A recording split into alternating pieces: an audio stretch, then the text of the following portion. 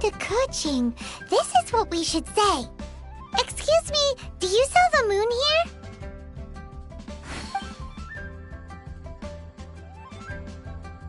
Yes. How many would you like? It's not convenient to speak of numbers here.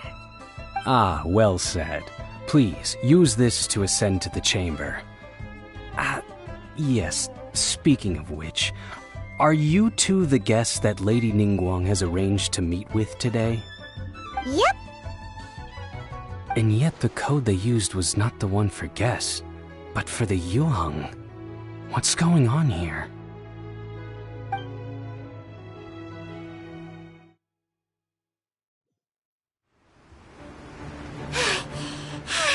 Paimon's exhausted. If we hadn't happened to see the Jade Chamber flying over just as we came out of the Golden House, we really wouldn't have known which way to go.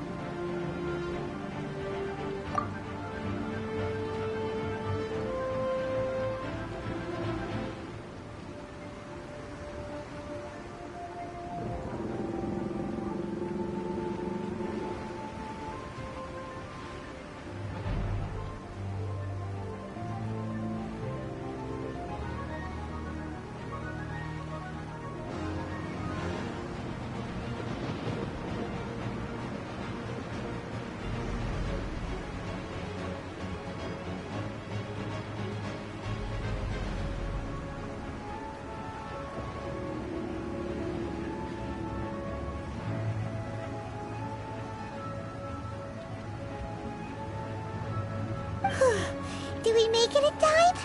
Is the Overlord of the Vortex still in the sea? It hasn't destroyed Liyue yet, has it? What are you doing here? Huh? Hold on. It's the Adepti.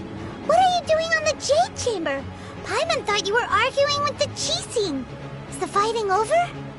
Faced with a calamity of such magnitude, we have agreed to put our differences aside for now and unite against this common enemy. Oh, Paimon gets it. So how do you plan to defend Liyue?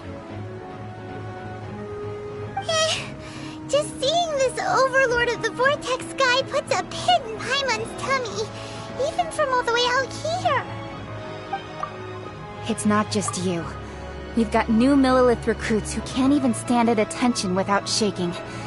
The force of an ancient god's presence seems to be too much for ordinary people to handle. Which is why we must stop that monster before it gets any closer to Liyue Harbor. So the Archon War was fought 2,000 years ago against enemies like that thing? Now that's scary.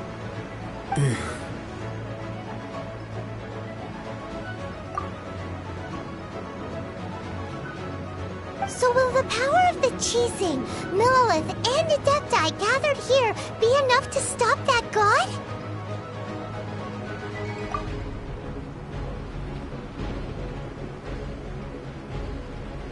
We've already discussed this together, and our conclusion is... not necessarily. What? Wait, all of you were supposed to be the Guardians of Liyue. Can't you think of something? One certainly could. Huh?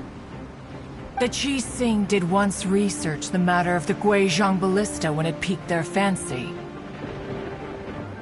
And as fate would have it, one who did craft the Guizhong Ballista with one's own hands is here.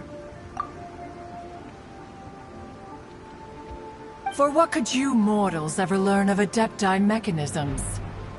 Yet, it would take one, but a little tinkering to turn this ballista into an engine of war beyond your wildest thoughts. I suppose this is one blessing from the Adepti that we should be thankful for. So be it. We shall use the upgraded Guizhong Ballista to fight off that god. All the Adepti here can lend their strength to man it. We haven't a moment to spare. Our battle begins now. Yep.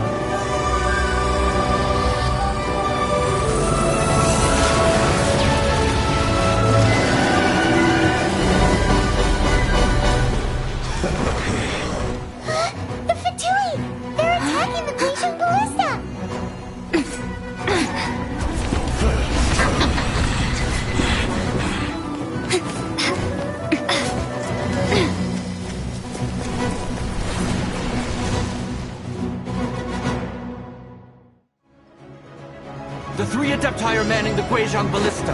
Do not let the Fatui disturb their work! All able Milliliths, with me! Let's go help too! We Adepti have not faced a god in several millennia. Let one see what you're made of then. What strength remains within you? One wishes to witness.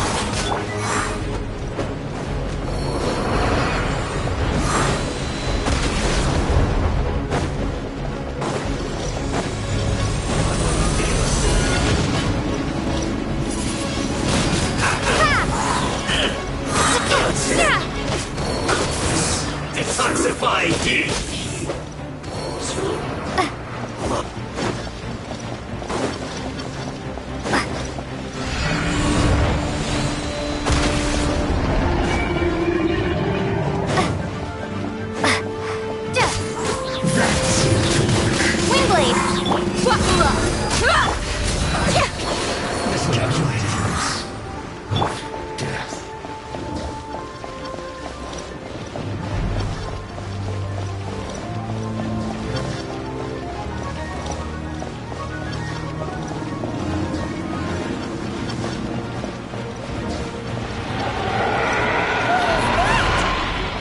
That is Osial's divine power.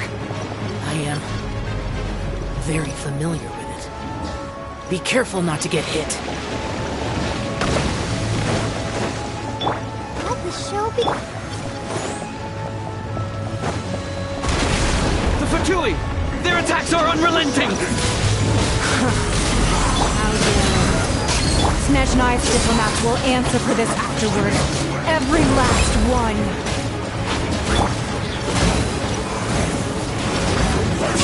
Quickly! Gloves off!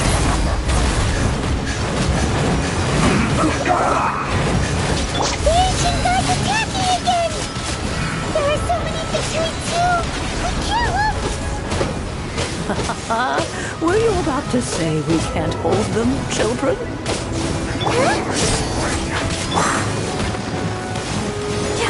Don't lose heart. Here, take this. This is... the energy! That light from your body, it's like the time in Julian Cars! Wow! It's a mimicking shockwave! This grid is really strong! You're not going Is that all you got? Over here!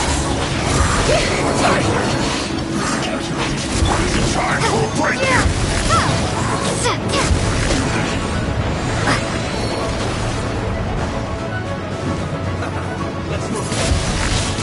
Windblade!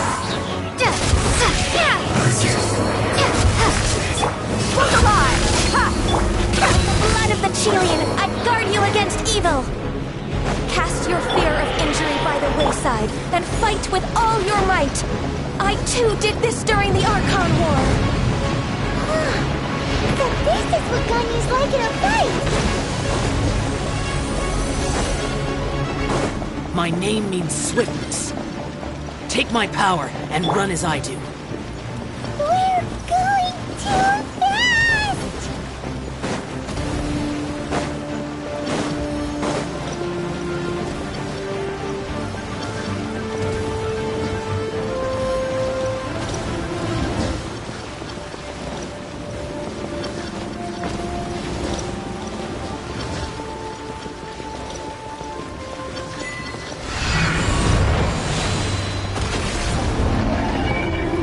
Child, you are strong in body and spirit.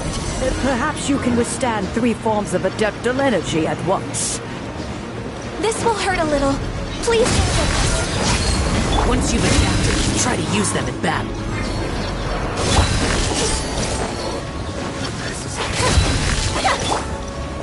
You're dead meat!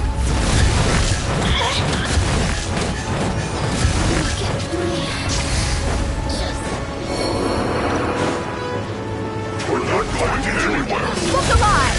Ha! Over here!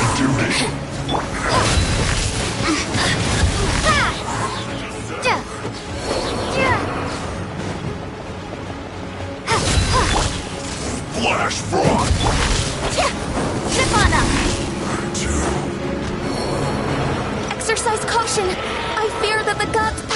has reached its peak!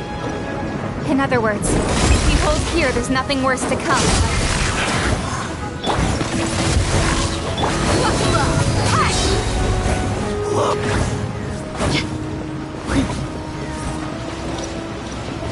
Gloves off!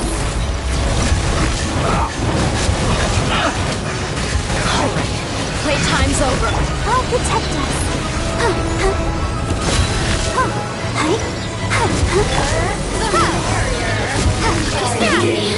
Here to play. Just prepare to be blown away! Zip on them! Yes, this is it.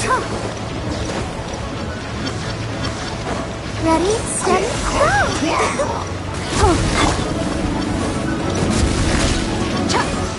Look alive! Over here! The Fatui's numbers are thinning! Fight on, comrades! Once we finish this lot off, the Adepti will be able to deal with the god in peace.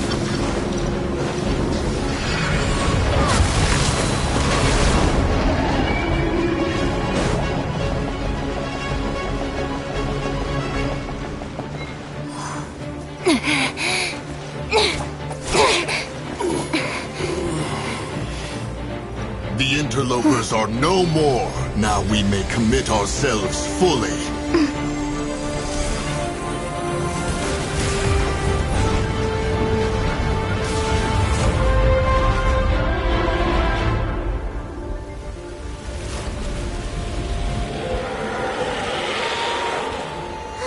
It's working! We just need to keep this up!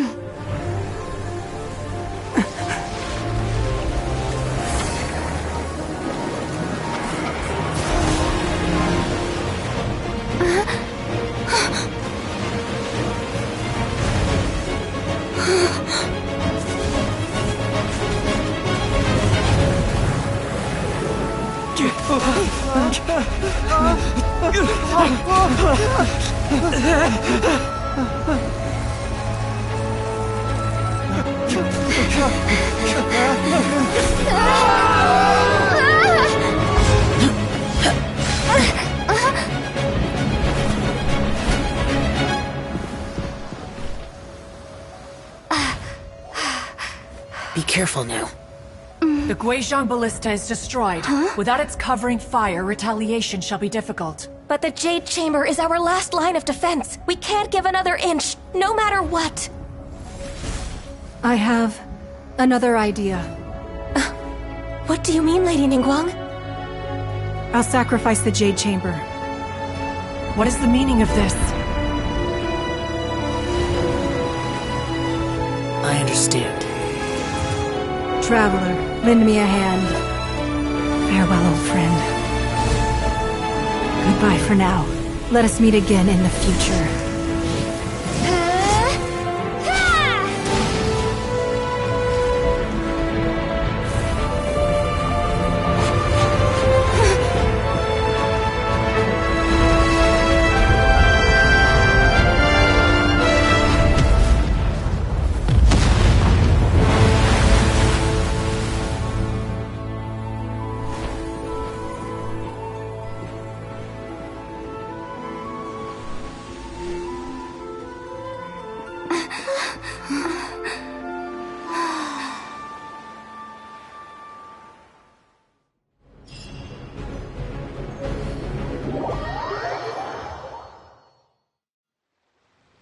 Is it finally over?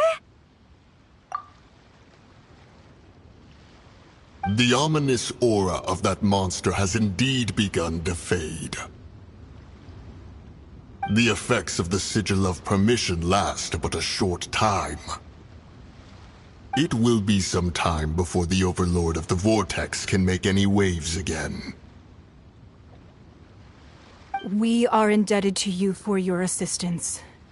If the Adepti hadn't happened to be here, the future of Liyue Harbor would surely have been in great jeopardy. Save your flattery. We didn't just happen to be here. Surely you won't pretend to have forgotten the reason for which we came. come now. There's no need for such harsh words, Cloud Retainer.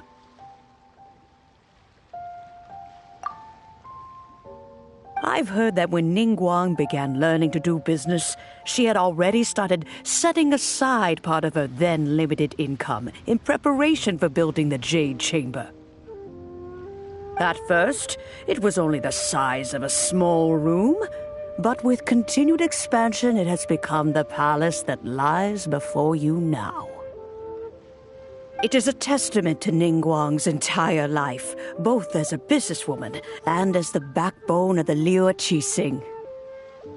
Seeing the Jade Chamber destroyed in the defense of Liu means much to her. To me, such cooperation and sacrifice deserves at least some recognition, don't you agree? Well, I was really hoping you would say that such sacrifice could at least be used as some leverage in our negotiations.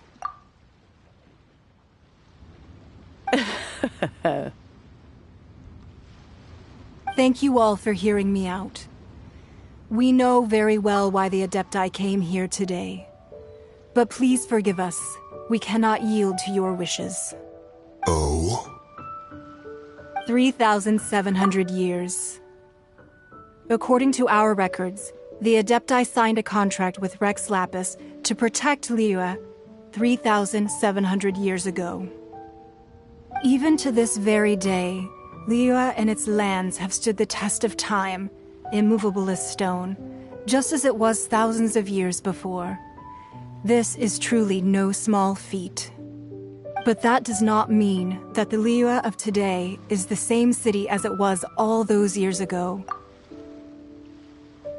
Do not merely cast your protective gaze upon the land. Instead, focus your sights on our city and each of the citizens that dwell within it. Are you questioning our means of protecting Liu?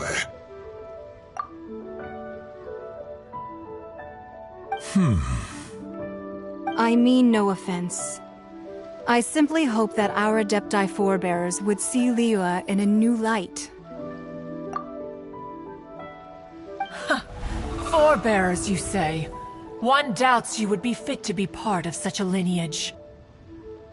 This morning, Rex Lapis appeared to me in a dream. What? In the dream, I yearned to tell him that we Qixing, though mortal, are equally bound to the contract. Each passing generation of the Qixing leaves many things of value to be inherited by the next generation. I also thought to tell him how the past generations of Qixing had strove under his rule to survive in our mortal world, establishing a network of contracts which has since come to be known as trade. But I dared not speak. I could only gaze at him in silence until the moment I awoke. Oh, Ningguang. Yet another perspective. What are you trying to say, Outlander?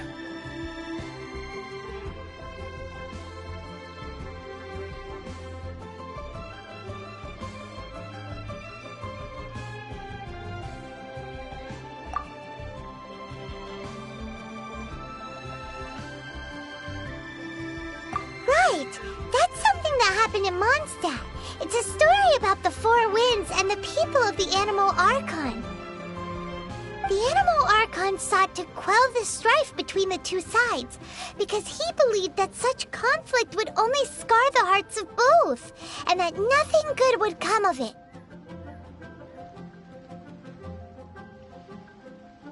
Each of the 7 nations has its own scars from the past. Though your point is the very height of simplicity.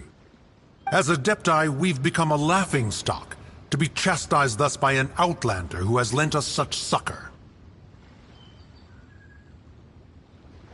All right.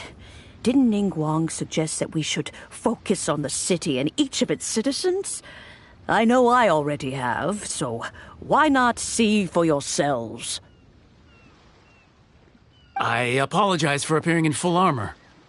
I am afraid I cannot show the proper courtesies. And who are you? I am Feng Yan, a sergeant of the Millelith. I have come to extend my thanks to the Adepti. I thought this battle would perhaps be my last. But thanks to the aid of the Adepti, our forces were not as badly battered as I feared we might be. Although I am a mere mortal soldier, I promise to hold the line and never betray the grace given to us by the illuminated Adepti this day.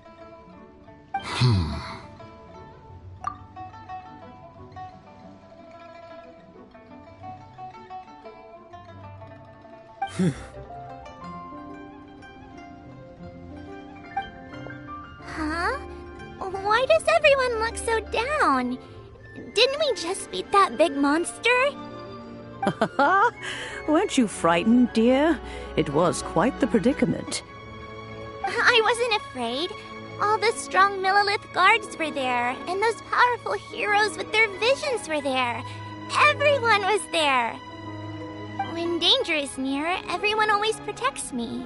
And the rest of the time, they make fun toys and tasty snacks and loads of things that make the harbor so pretty. Thanks for protecting Liyue Harbor. Please come visit us for the next lantern rite.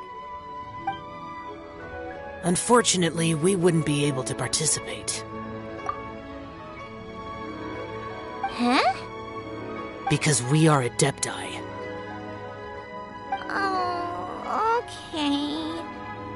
It must be hard being an Adeptus. Aww. You see, this is what Liyue is like today.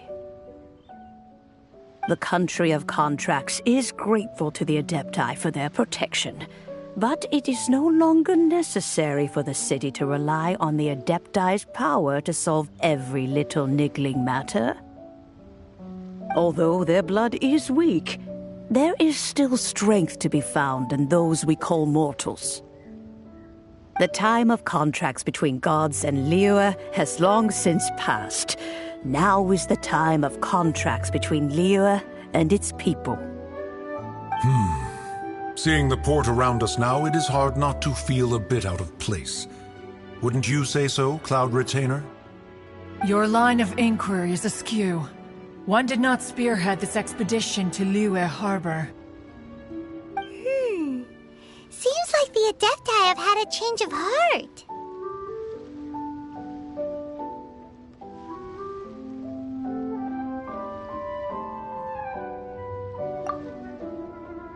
Let us return now. Eager to leave, conqueror of demons.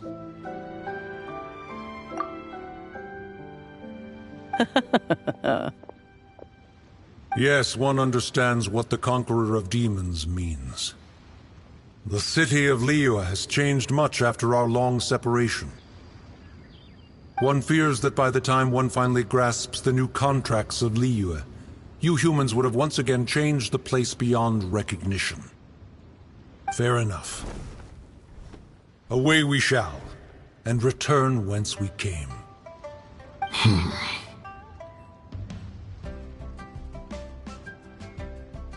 Since we Adepti have consensus, then one shall persist no further. But how will we ensure that the Liyue Qixing will not simply exploit their power once we depart? In my view, that is still a thing to be guarded against. All right, Mooncarver, you needn't worry. It seems to me that this right of supervision is best left to the people of Liyue. Looks like the conflict between humans and Adepti was avoided. All's well that ends well, huh? Oh, right!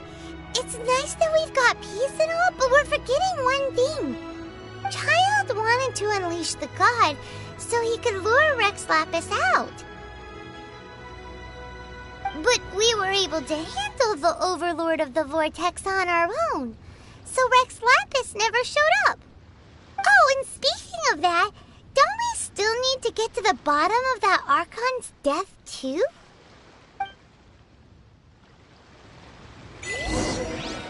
Paimon doesn't get it. the strongest lead we have the Adeptiless Rite of Parting that we're organizing? No idea where Zhongli's gone. Let's ask for him at Wangshan Funeral Parlor.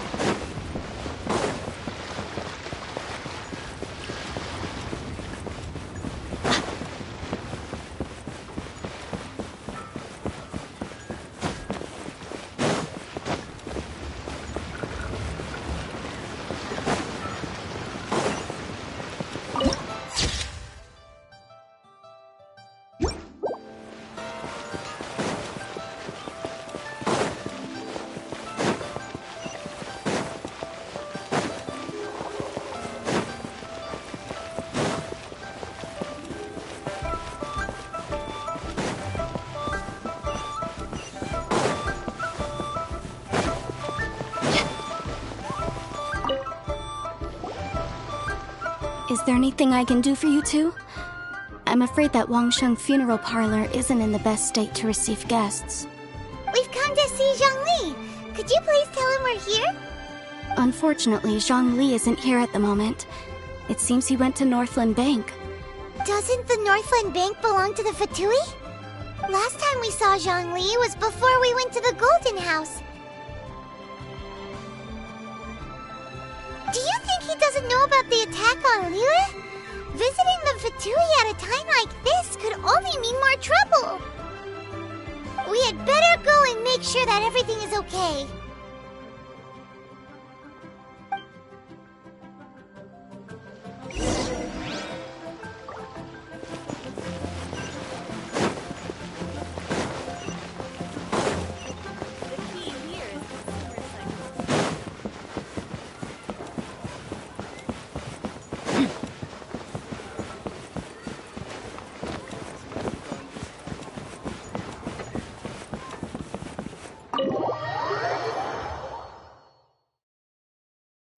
You call this cooperation between Harbingers? Cooperation involves communication, you know. Don't take it to heart, child. Besides, aren't you happy that you got to skip the formalities and bring chaos to the land? I'm sure you must have enjoyed that. Oh, it seems that some of your friends have arrived. Hey, it's Zhongli and Child. And... you! It's you two. I believe we've met once before. In the city of Bards, was it? I'm glad you still remember my name. Ah, right. I imagine that it must have been rather hard to forget watching helplessly as something precious was snatched away from your friend. Well, if it isn't you two. This is our first time seeing each other since Liyue was nearly wiped off the map. This is certainly a bit awkward, wouldn't you say? Paimon knew that we should never have trusted a Fatui Harbinger. Oh, now don't say that. Sure, I may have misled you, but I never had anything against you personally. Besides, I thought we were getting along quite well together, didn't you? Except for that little tussle we had at the end. Nothing personal. We just have different views, that's all. Of course, you may very well hold this against me, but that's up to you. The real deceivers here are Senora and Zhongli. Curse them for leading me on.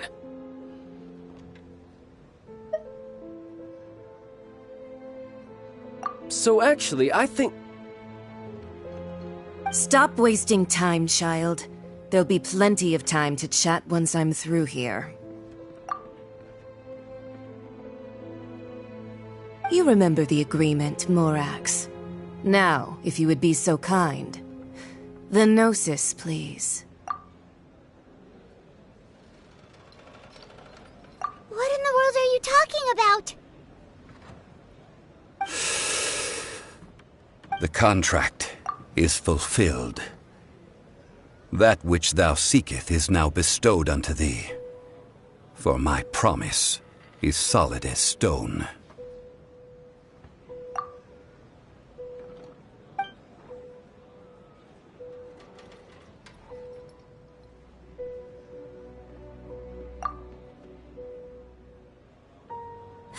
How sanctimonious.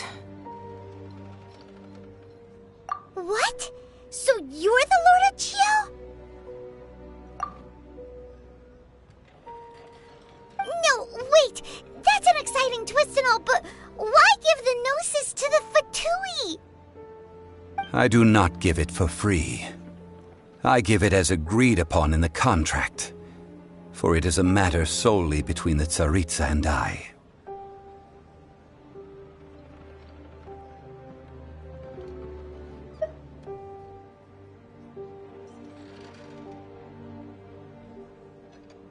Yeah, you don't think you went a little bit too far with that whole fake death thing?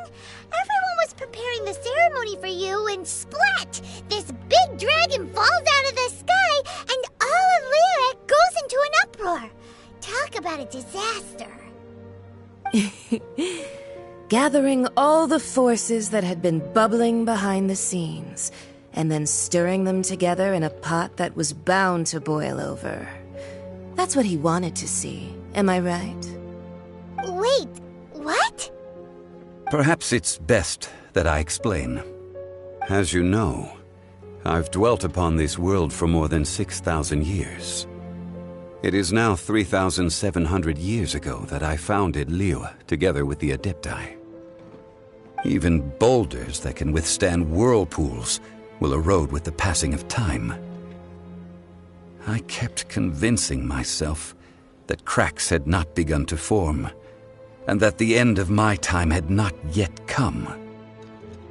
Until one drizzly day, as I was strolling along the harbor, I heard a merchant tell one of his workers, "You finished your duties. Go ahead and call it a day." I stood motionless among the crowds, asking myself, have I already finished my duties? Oh, Zhongli.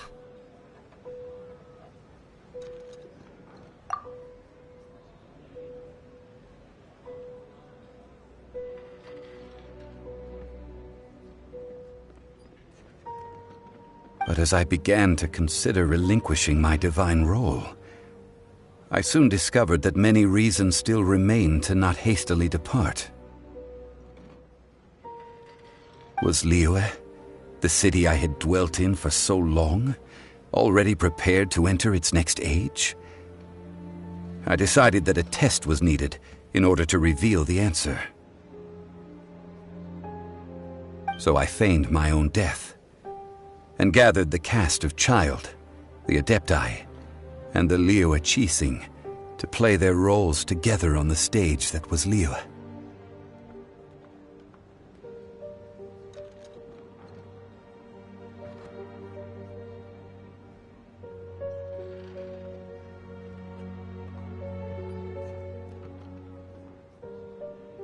That's right, which is why I continued to safeguard the Gnosis until now. So you mean that if the chaos ever reached the point of no return, you would simply appear and use your divine powers to bring Liyue back under control? Of course, and it would have been all too easy for him too. Just as a child quickly matures after losing their parents, so has Liyue matured when faced with the death of its deity.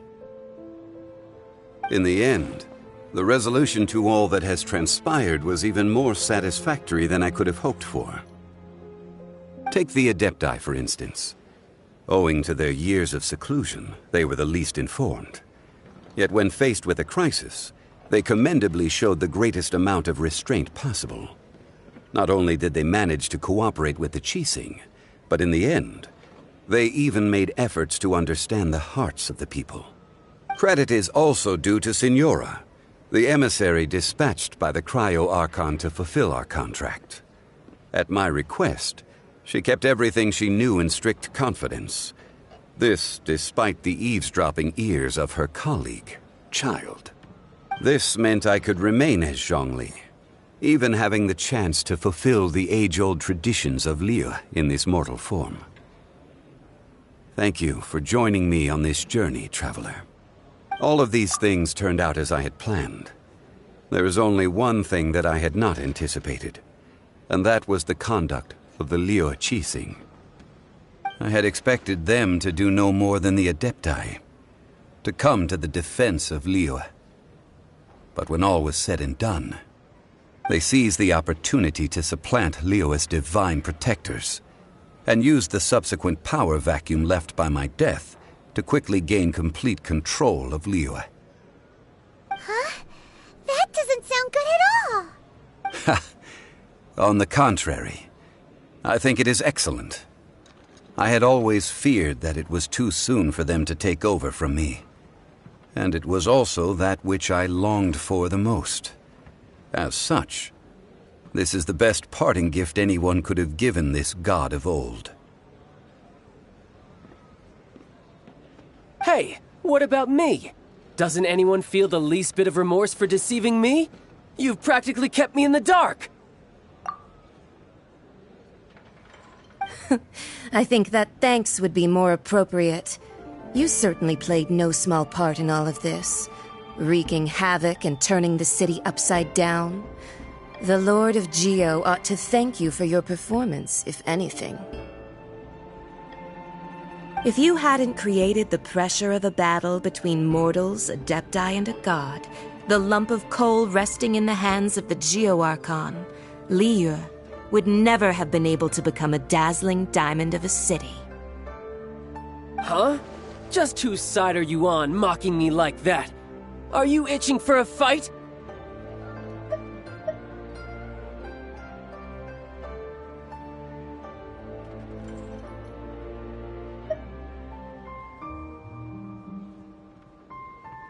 Be that as it may, you've come out of this as the hero of Liyue.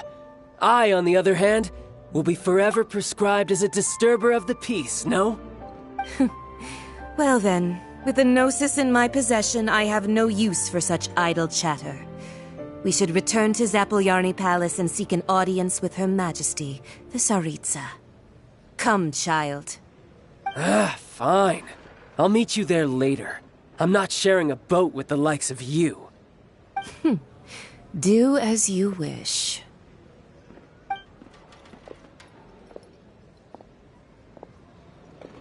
Now then, is there anything else you wish to ask me?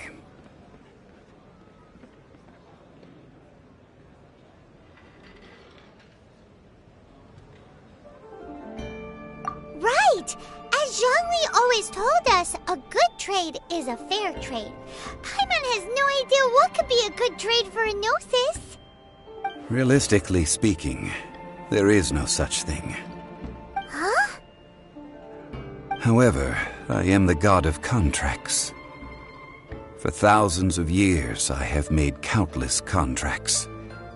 If the deal was of no benefit, then I certainly would not be inclined to agree to it. My agreement with the Cryo Archon will be the last of my contracts as the Geo Archon. My contract to end all contracts. As for the bargaining chip that the Tsaritsa used to balance the scales, uncover that answer for yourself in your future journeys.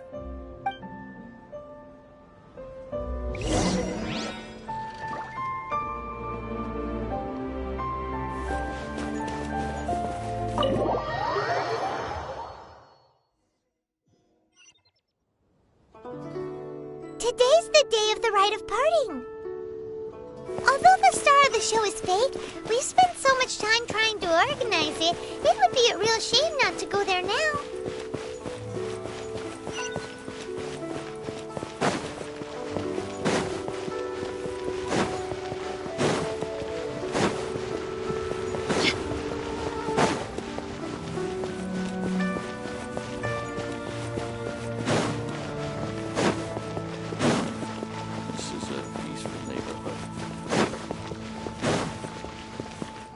Well, since we're going through with this rite of parting, I guess it means that those rumors hit the nail on the head. So Rex Lapis is really... But they didn't catch the culprit, did they? Oh, come on. Do you think that the assassin could have been a normal person? You know what I think? I don't think any of the gossip on the streets you hear from those shady types is worth anything. There's only one real possibility in my mind. I've heard that the assassin was that Fatui fellow. Youngish, pretty high in rank. I think they called him Child.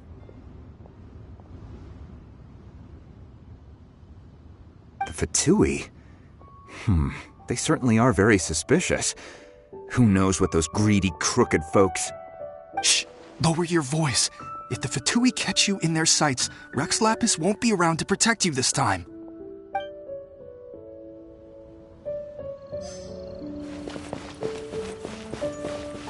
You know that god from the ocean couldn't have just shown up out of nowhere. I mean, it's been 2,000 years since Rex Lapis subdued it. Yes, and to think that this happened right on the heels of the incident with Rex Lapis, too. Say, do you think the person who assassinated our lord and released that evil god might have been one and the same? Now that you mention it, that's very possible. Yes, it's very possible indeed. I mean, it all fits together. That person must have colluded with the evil god to harm Rex Lapis. Oh, that wicked, black-hearted scoundrel. Still, what sort of supernatural prowess must this person possess to be able to do such things? I have never heard of such a person in all my years. Ah, forget it. Guessing's no use to us. Look, the Millilith over there looks like he's about to make an announcement. Let's hear what the Ministry of Civil Affairs has to say first.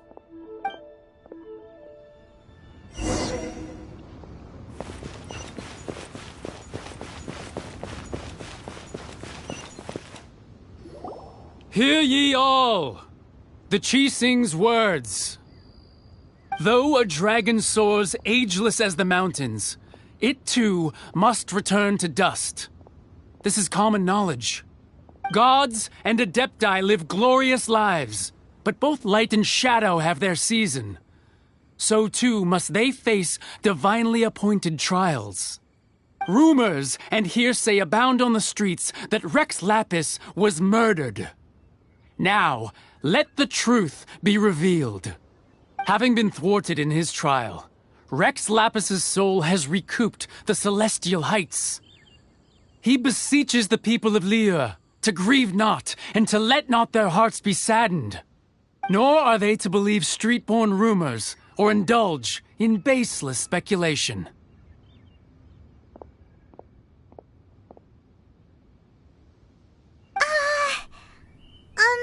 Paimon needs a translation on what the Qixing's announcement said.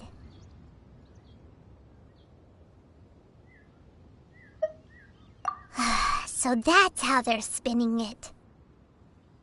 Something feels off. Why would they suddenly give up looking for the murderer? Not to mention how this excuse sounds like something they just made up on the spot. Could the Qixing already have known that Rex Lapis wasn't dead? But Zhongli said that neither they nor the Adepti knew anything. Did Zhongli tell them in secret after his gnosis changed hands?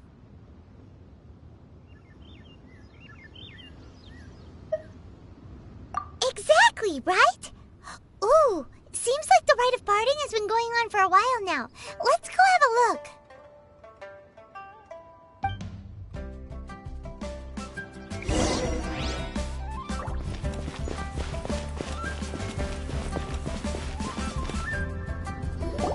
Look, it's Ningguang and Keqing.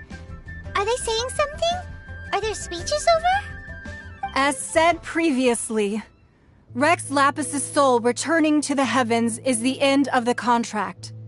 And it is also the end of an era. 3,700 years of contracts burnt and reduced to ash. We, the people of Liyue, were indeed prosperous. But blinded by our prosperity, we forgot that time can be pitiless. The long, unending dream of our Archon walking among us.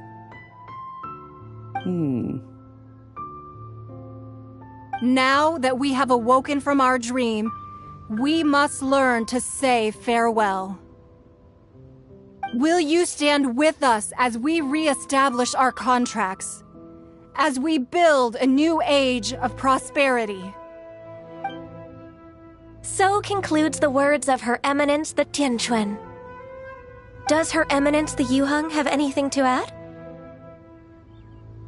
Huh? Is she looking this way? Traveler.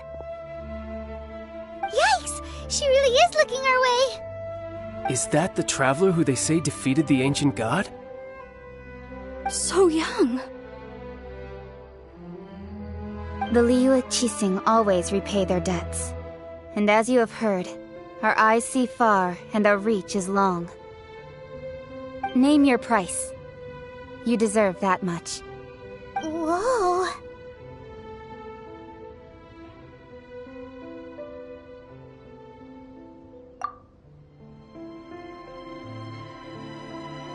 Well, could you help me put up some missing person posters?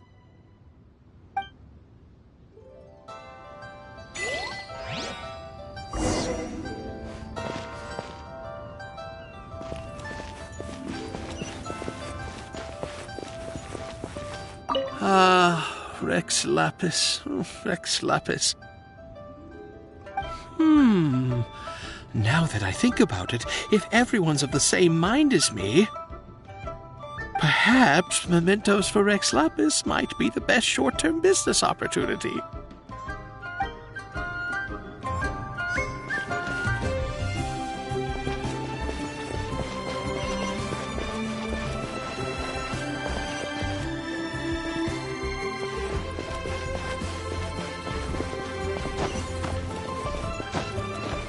As for the mortals and Adepti of Liyue, what shape shall our relationship take from now on?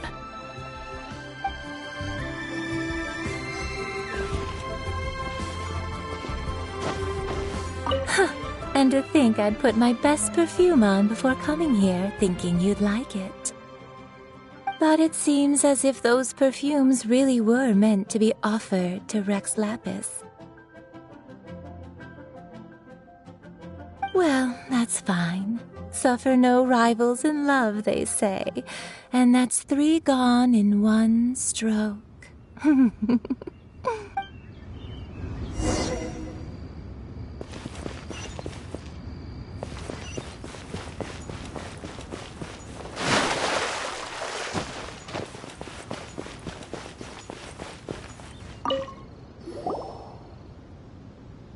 Hey, Zhongli! Look at this. Everyone in Liyue is caught up in their emotions, thinking that they'll never see Rex Lapis again. And here you are looking all relaxed. Why would I not feel more at ease after laying down the burden I have borne for 3,700 years?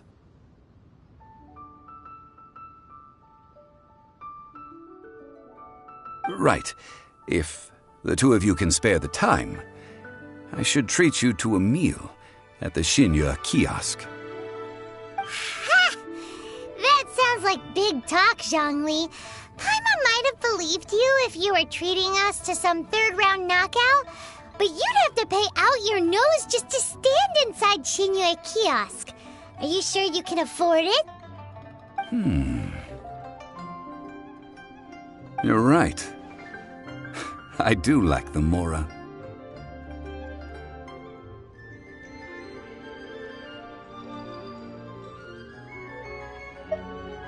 As the Rex Lapis Morax, I can easily create Mora.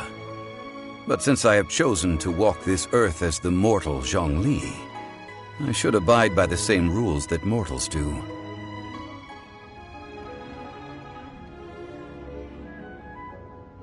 When I was journeying with you, though I still had the Gnosis in hand, I knew that I must soon retire from my role as an Archon, so I had to rehearse a little for my new life. Oh, no wonder! Paimon gets it now. You didn't look at the price tags when we were spending because you've never had to. But since you weren't used to not being able to just make more Mora as and when you wanted to, you had to try becoming a parasite to society who lives off of people's credit. Well, we were only spending Fatui money. You don't have to say it like that. In the City of Commerce, we do not merely exchange money or goods. We also exchange knowledge, memories, and foresight, as well as positions, roles, and lives. The Archon Morax could never experience life as the true mortal Zhongli could, no matter how many times he descended to be with his people.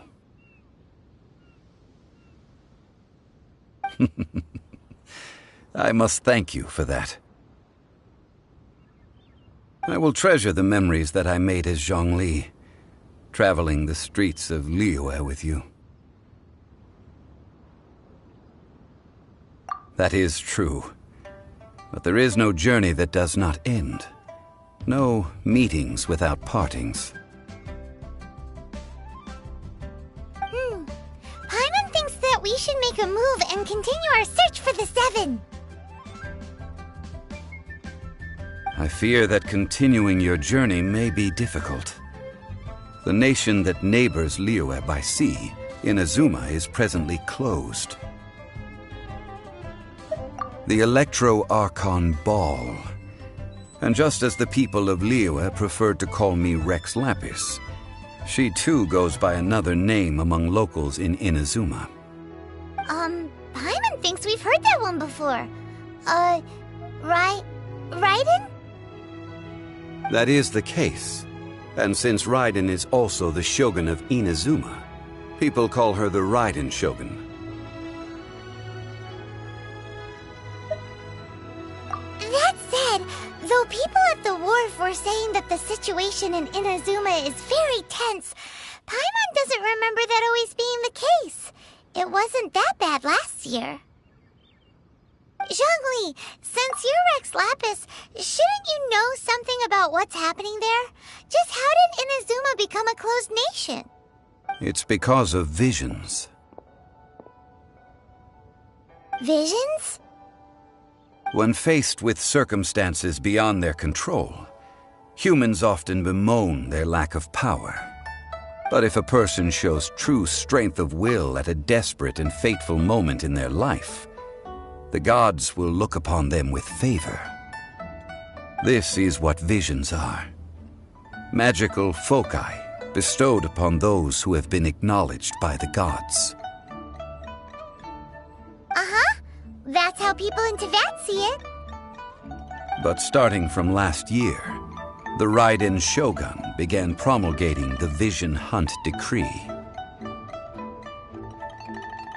Vision Hunt Decree? Yes. It was an order to seize all visions within Inazuma's borders, and to inlay them upon the hands of the statue of the omnipresent god. They want to seize visions. But why? Aren't visions blessings from the gods? I should think that in the Raiden Shogun's eyes, it is precisely because they are divine blessings that they should be under the sole dominion of divinity. Whoa, that's harsh. The Animo Archon is the god of freedom, and the Geo Archon is the god of contracts. For her part, the Raiden Shogun is the god of eternity. It seems as though she has finally decided to eliminate any unstable elements that could pose a threat to her eternal realm. The fact that even I, the oldest of the seven, have now passed away, will only strengthen her resolve to pursue eternity.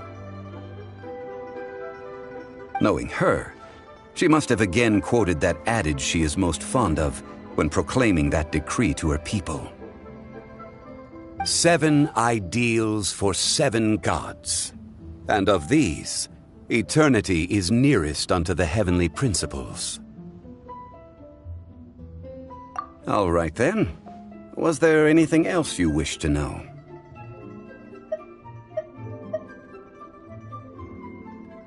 That's right.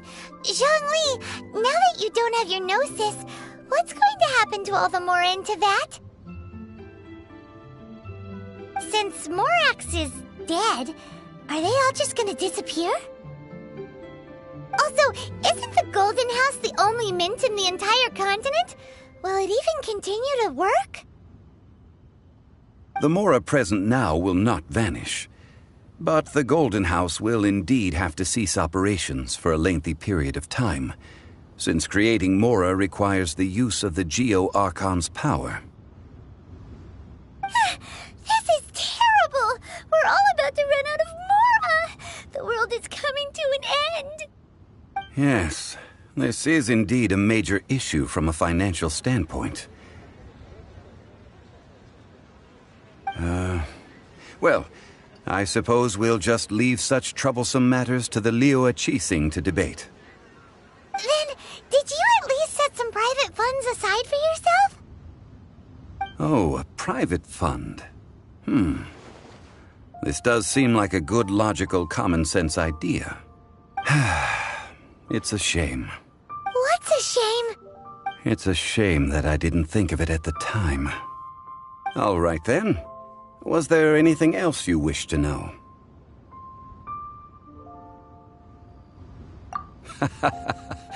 That was a good one. Failing a divine trial. How they came up with that excuse, I will never know.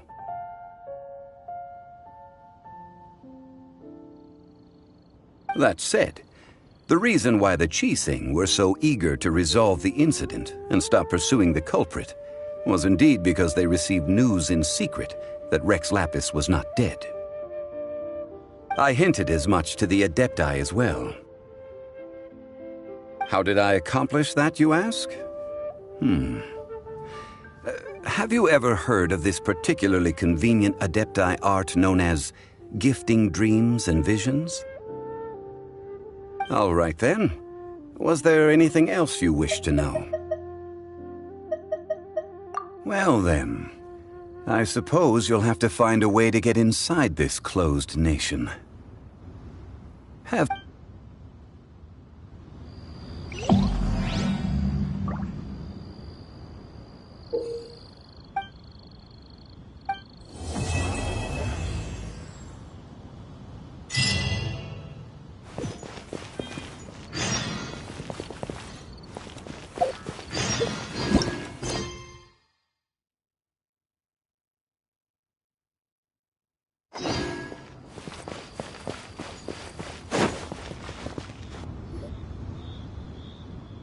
I have gathered everyone here today to make an important announcement. Perhaps some of you will have heard the news already. I am, in fact, planning to rebuild the Jade Chamber. Rebuild the Jade Chamber? That's a huge project! So the rumors are true. No wonder the price of building materials has gone up so much lately. The Jade Chamber means a lot to Lady Ningguang. Getting involved in this would be a huge opportunity. Lady Ningguang, is there any way we can be of service? Patience. Since the news made it out a few days ago, I have already had many people contacting me to declare an interest in joining the project. Nevertheless, I do have a few matters I should like to entrust to you here today.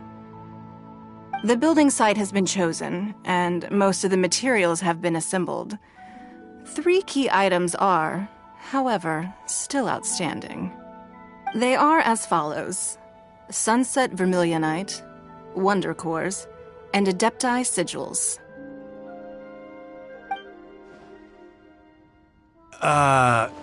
Excuse my ignorance, Lady Ningguang. I'm familiar enough with Plostrite, but I've never even heard of those other 2.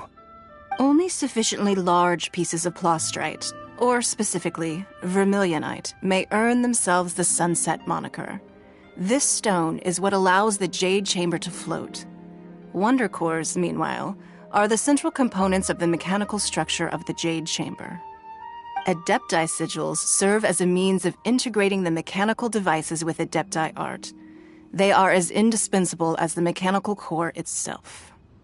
Although these 3 items are rare, I trust that with your connections and capabilities, procuring them will not be a question of if, but of when.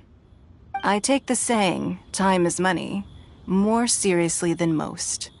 Efficiency is everything.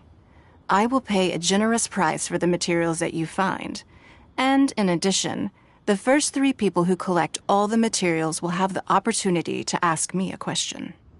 You may ask me anything, and I will give you an honest answer. I trust that this means of compensation will be to everyone's satisfaction. These things won't be easy to get hold of. But if it means a chance to get some inside information on Liyue Harbor's development plan for next year... Then it's the deal of a lifetime. Information from Lady Ningguang is priceless. Whoever gets to it first takes the market.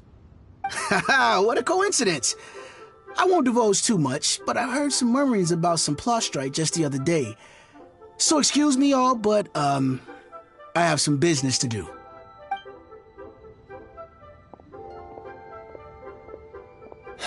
No. We better move quickly, or this opportunity will be snatched away from us. Ningguang's rebuilding the Jade Chamber? This is a huge deal! Let's get involved! So you heard my announcement, did you? What do you think? Interested? Yes. Providing the question pertains to something I am knowledgeable about.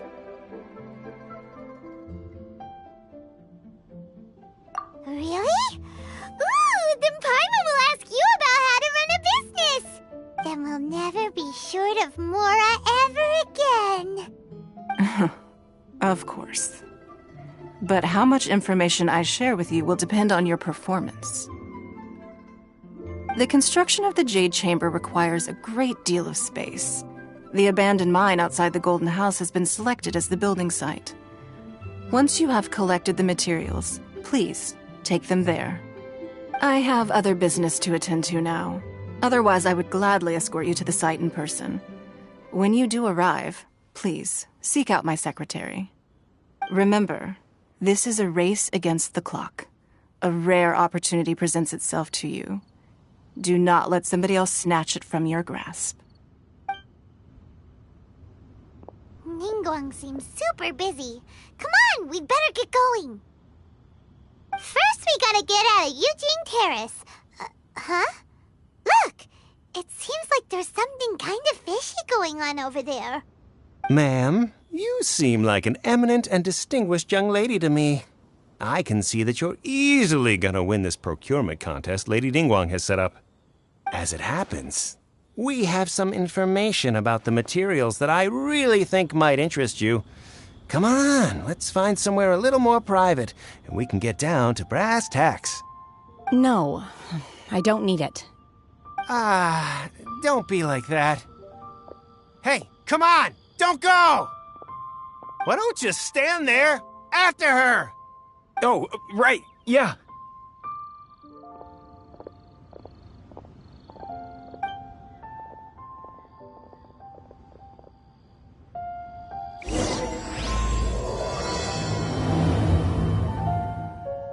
Did you hear that?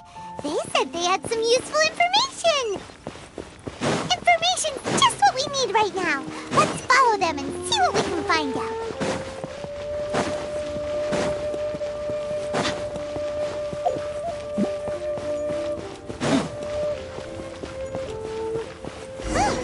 They're not here. Let's keep looking.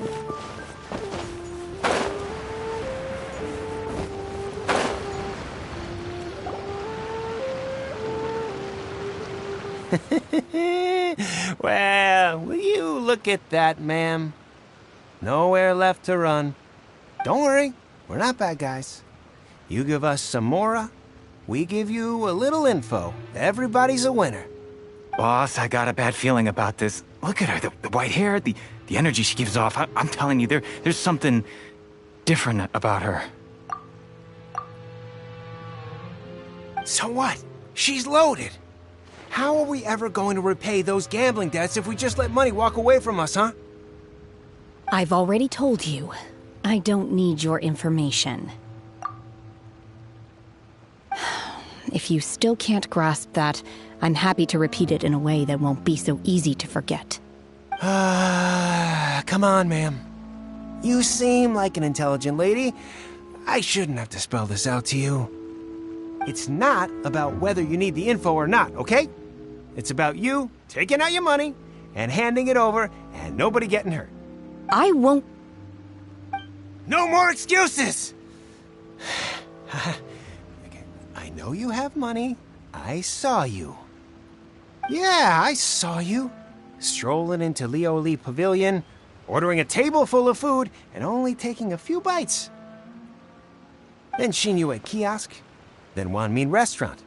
Same story each time. You order all the signature dishes, take a few bites, then you're on your way again. How could you afford to be so wasteful if you weren't from a rich family? And since you're so rich, what's the loss to you in giving us a little spare change, huh? Master warned me not to lay a hand on anyone in Liyue Harbor. But here we are. Perhaps... yes. Let's call it fate. Boss, I'm telling you, something's not right. What are you afraid of? We're just selling information. It's not illegal. If she lays a finger on us, all the better. We'll sue her for everything she's worth. Oh, you again. The Millilith.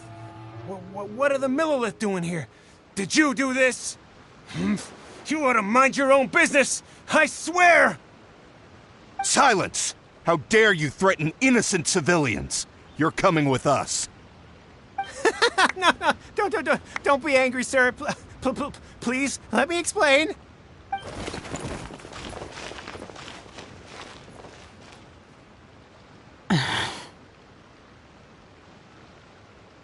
Shenhe. Shenhe? My name. Oh, so your name's Shenhe. Paimon's name is... well, Paimon. And this is Paimon's travel buddy. Oh, I've heard about you two before. Thank you for helping to defuse the situation. I could have dealt with it myself, though. I suspect smashing his head against the ground a handful of times is all it would have taken to get him to surrender. You can't do that. That's way too violent. This is Liyue Harbor. There are laws against that kind of stuff, you know. Laws?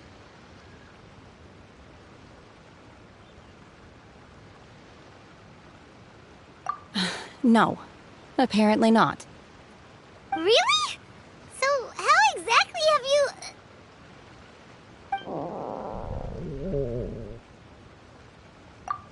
That would be my stomach growling. I haven't eaten enough. She's so honest. Wait, that's right! They said you went around all the restaurants ordering this and that and the other, but only took a small bite of each dish. Then of course you're still hungry. So, anything in particular you're hungry for? Chingson, glaze lily, violet grass. These are my usuals.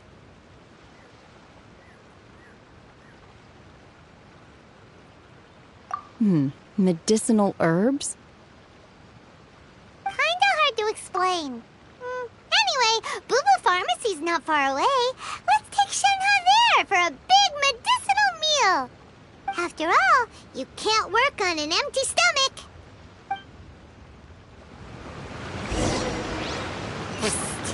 Do you think Shenhe might be an Adeptus?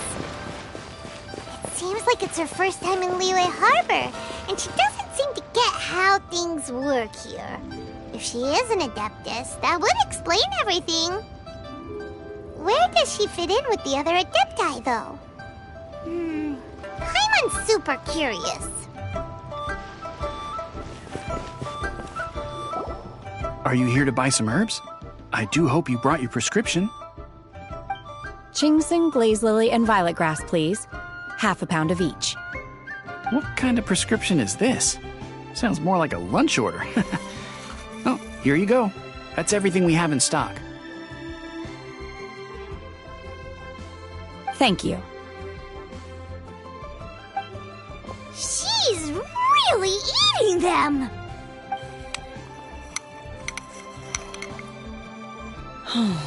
My hunger has now abated. Thank you. Rather awful. Though they were not completely devoid of sweet fragrance. After consuming a large quantity of them, bitterness is all that remains. So, how come you chow down on these and barely touch the restaurant food? If Paimon had enough Mora, Paimon would go to the fanciest restaurant in town and order a whole table of food and eat it all in one go. Because I'm not sure whether I will remain here in the future. The food of the mortal realm is most delicious, but should I return to the mountains, yearning for the food here shall only pose an obstacle to my continued spiritual development. Sampling each dish in order to appreciate its taste is enough. Return to the mountains. That proves it. Paimon knew she was an Adeptus. Enough about me. What are your plans from here? Oh, right! Paimon almost forgot! We came out to take part in the Rebuild the Jade Chamber competition! And now we're probably super behind because we've been held up for so long. I see. I heard something about the contest when I was passing by. Yep! You get to ask Ningguang any question you want if you win! Were you interested in the contest too, Shenhe? I came for the rebuilding of the Jade Chamber, but until this point I had no intention of joining a contest. However, you have shown me your kindness, and I would now like to lend you my assistance. Oh, don't worry. I ask for nothing in return. Wow! You really don't have to. But having an Adeptus help out will make things a whole lot easier, so... Then let's not delay. I have a plan. Great! Paimon bets this is gonna be the awesomest plan ever! I am not sure whether, or to what extent, this plan can be classified as awesome. I do, however, believe it will be highly effective. We simply need to dispose of everyone who is currently ahead of us. Then, we alone shall become the victors. Veto! That is not acceptable! Not by a long shot! Really? But I hear that competition is in essence about conflict and one-upmanship. Look, we want to win this competition fair and square, okay? Sunset Vermilionite, Wonder Cores, and Adepti Sigils. Let's start at the top of the list and work down. So, for Plostrite... I was wondering who I could hear arguing over there. So, it's you. Baizhu? What are you doing out here? Lady Ningguang wishes to purchase a large batch of wound dressing. We're running low at the store, so I came out to fetch the ingredients personally. Huh? How come Lady Ningguang needs so much wound dressing all of a sudden? I'm not too sure. I did hear she's looking to rebuild the Jade Chamber. Maybe for its first aid on site? I didn't ask, though. Far be it from me to pry into my customers' personal affairs. Oh, and she also borrowed Chi-Chi. Meaning Boo Boo Pharmacy is very short-handed right now. I don't suppose any of you are looking for part-time work by any chance? No, we've got other stuff to do. While you're here, though, you seem to know a lot. Have you ever heard of something called Sunset Vermilionite? Ah, the variety of Plostrite used in the Jade Chamber, yes? There is some mention of it in the Seven Mountain Treatises. When activated, Sunset Vermilionite rises up all the way into the clouds. It's very rare indeed. As far as the records show, virtually all Sunset Vermilionite in existence has been mined and taken possession of. But the Feiyun Commerce Guild would know far more about this than I do. Okay then, let's go ask at the Feiyun Commerce Guild. Thanks, Baizhu. You're quite welcome. Good luck to you all. And if there's anything further you need from me, just come to the Boo Boo Pharmacy.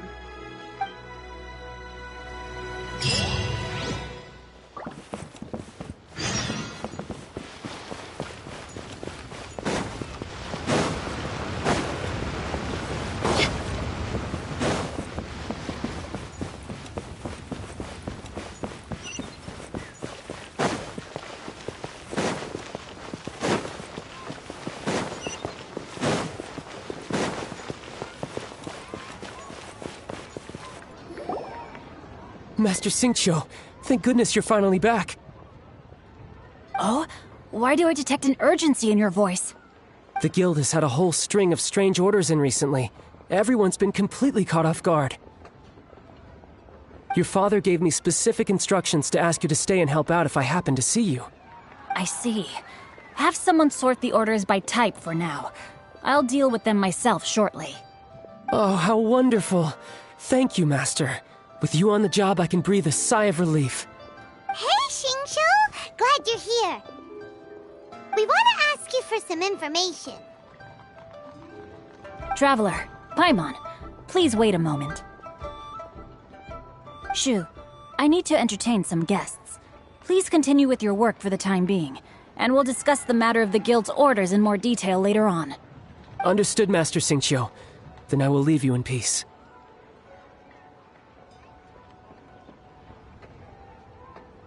I wasn't counting on finding you here today. What's going on? And how, pray tell, may I be of service? Xingqiu, have you ever heard of Sunset Vermilionite? Oh, I see. So you've entered Lady Ningguang's contest as well. As well? Do you mean... The truth is, the Feiyun Commerce Guild is in possession of some Sunset Vermilionite, but only one piece. We are holding it on behalf of someone who has asked us to put it up for auction, and a lot of interested parties have already come to us inquiring about the price. At the end of the day, it all comes down to supply and demand. In this case, I'm guessing the final transaction price may be in excess of 500 million mora. 500 million?! Honestly, I would recommend that you don't bother bidding on this one.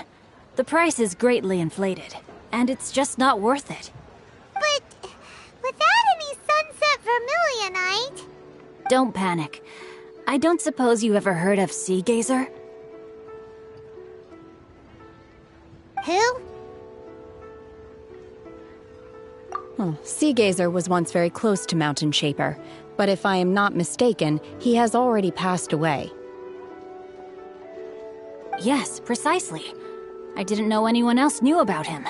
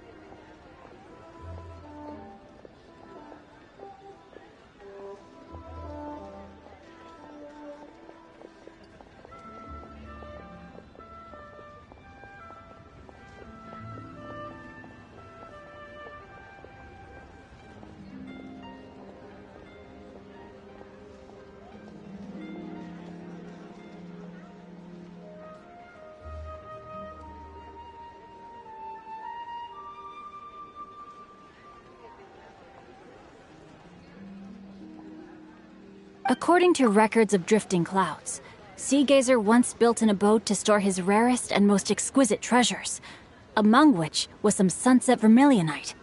After Sea Gazer passed, the abode was abandoned, and its location was lost to time. Luckily, I came into possession of a stack of folk history books just recently. They make some oblique references to this lost abode, and after cross-referencing them against each other, I'm now fairly certain that it is situated in the Lisha area. That's great! But is it really okay for us to just go and take his treasure? Wouldn't it be a little, disrespectful with him being an Adeptus?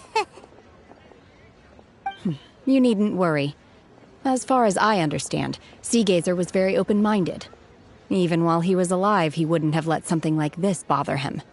Open-minded? I have not heard of Seagazer being described in this way before. May I ask where you read that? Just a rumor I heard out in the mountains. All right then, let's go.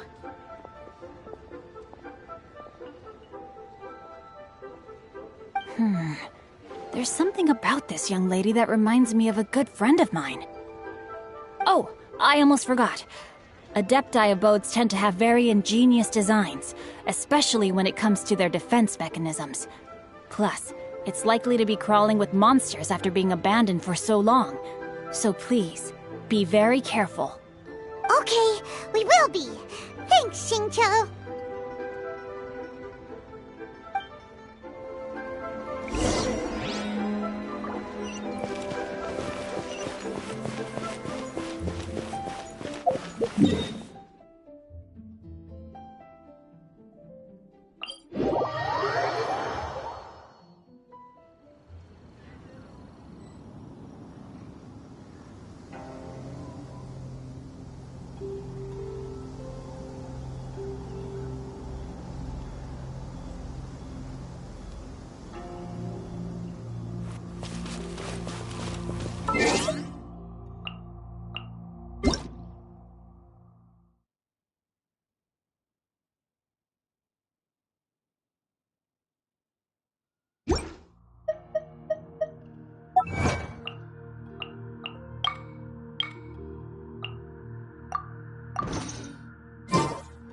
We mercs have one simple rule.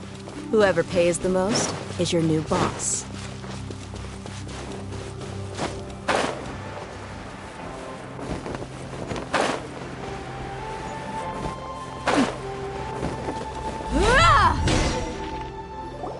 Let's see. Xingqiu said it should be around here, but Paimon doesn't see anything.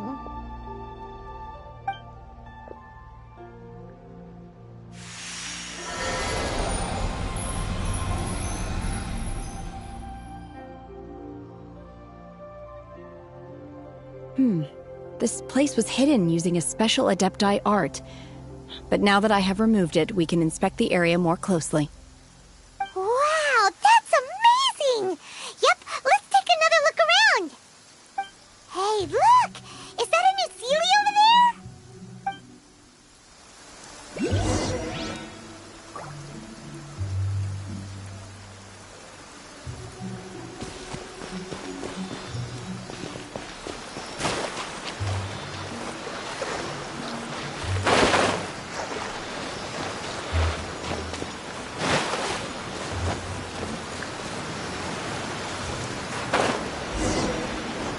The Sealy got to here and then disappear. Should we go?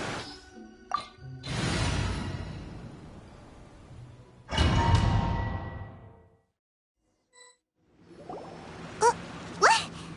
Weren't we at a waterfall just now? How did we suddenly end up here? Whoa, so many clouds. It feels like we're high up in the sky. I believe this is the abode of that Adeptus. With any luck, the sunset vermilionite we're looking for should be in here. Really? Let Paimon see. Huh? Isn't that the Sealy from before? Look, it's gone and snuck beneath the clouds.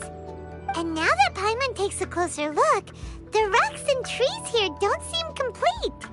Oh, could there be something below the clouds?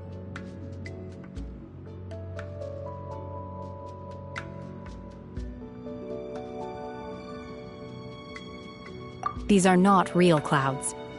They are the product of an Adepti art used for spatial partitioning. If we want to go down, we must first destroy the mechanism that is maintaining the Adepti art. All right, then let's do it. I sense the presence of monsters in this place. I don't know where they are hiding, so we'd better be careful.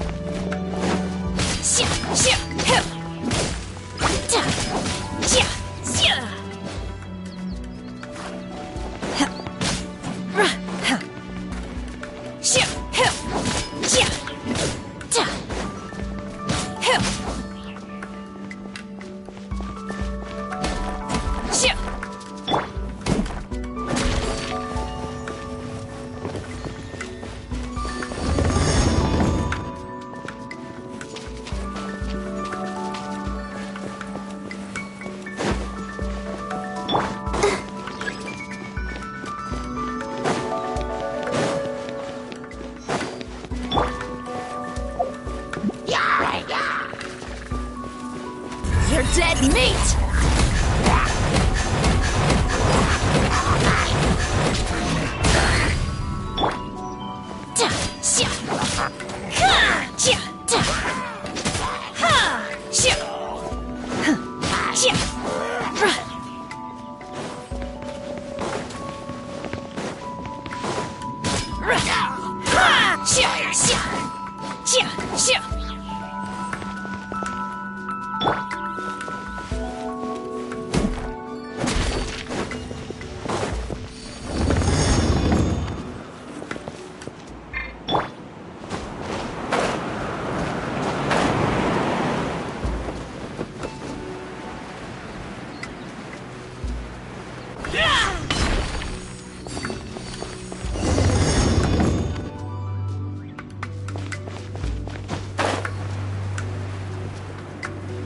It appears that we've been taken for intruders.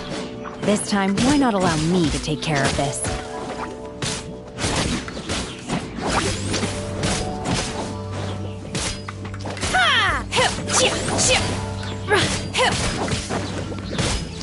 Let's get it on! Step on up! Unleash! Obey!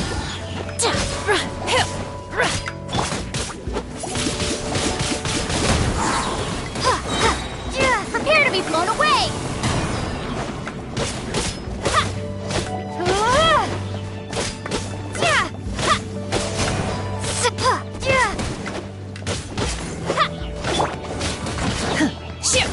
Manifest! Unleash!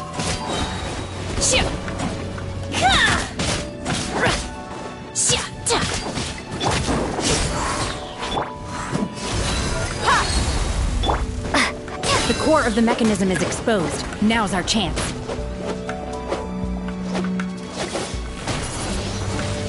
Windblade!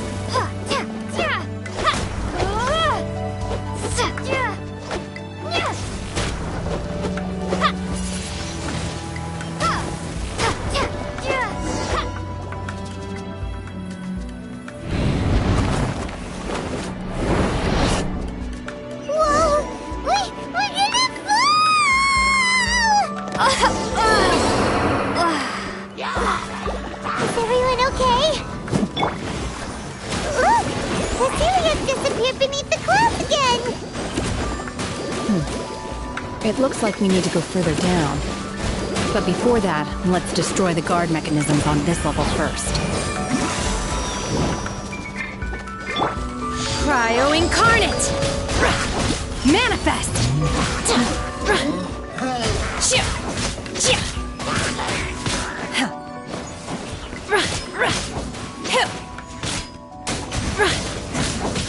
Unleash!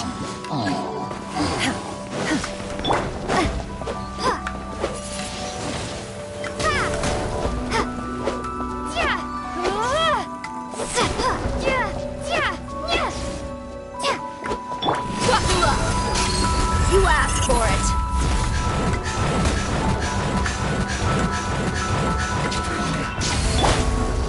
Let's dance! Obey! Let's get it on!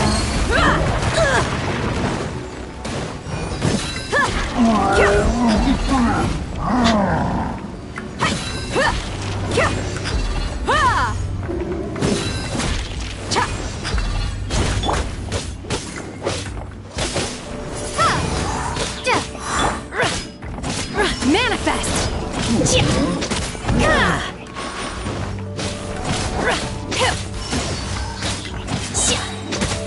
Do your master's bidding!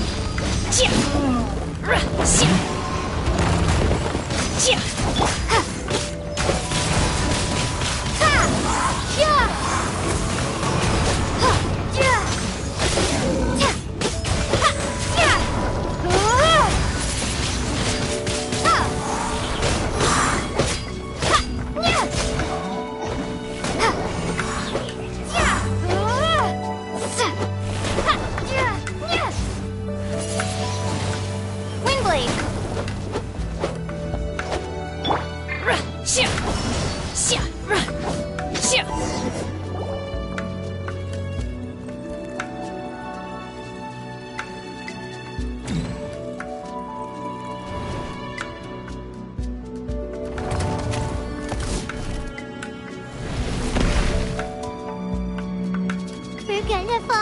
This time we're really gonna fall! Ah! So, luckily there was a pool of water at the bottom. Otherwise, that could have ended very differently. Hey! That Sealy's on the move again. Let's catch up with it. Huh. Something looks different about this stone wall. Let's take a closer look.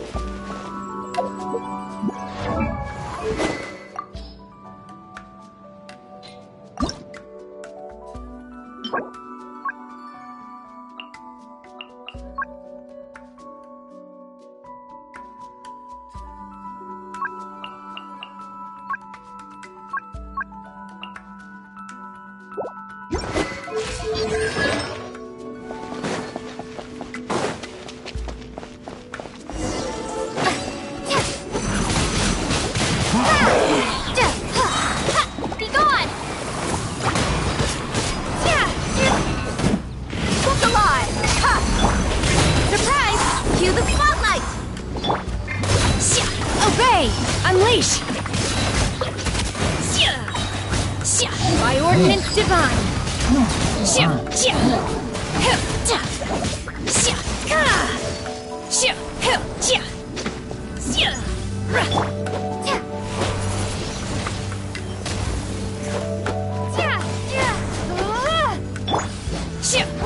Manifest!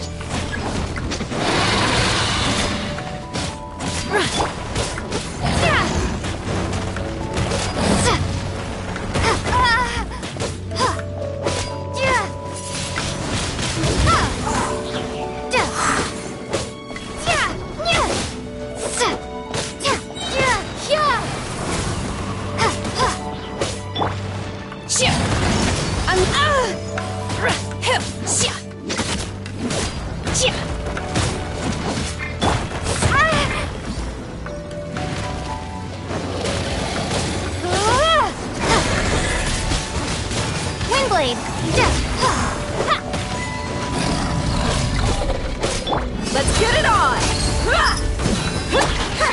Over here!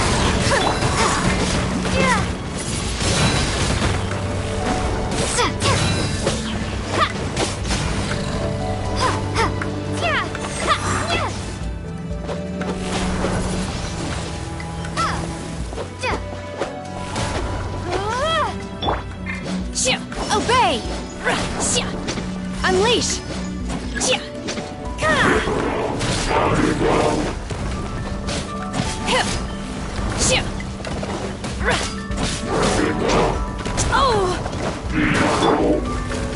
Let the show begin. La, la, la, la.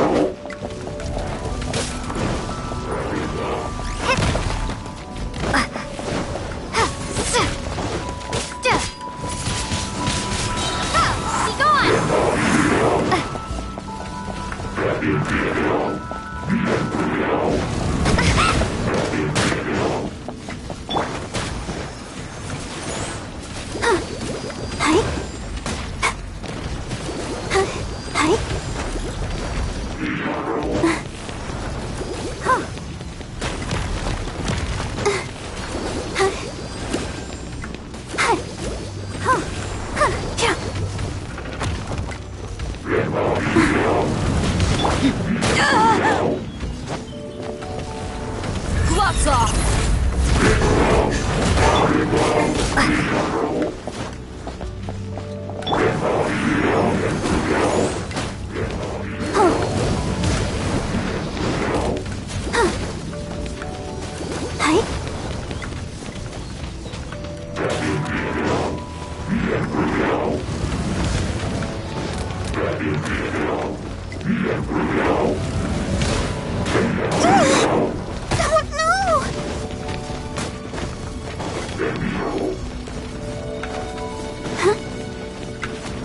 Let's dance.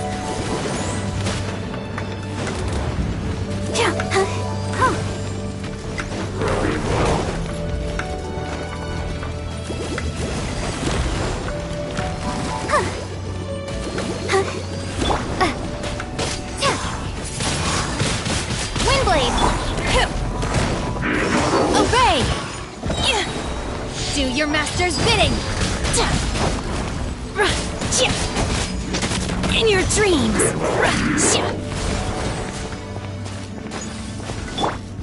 I'll protect us.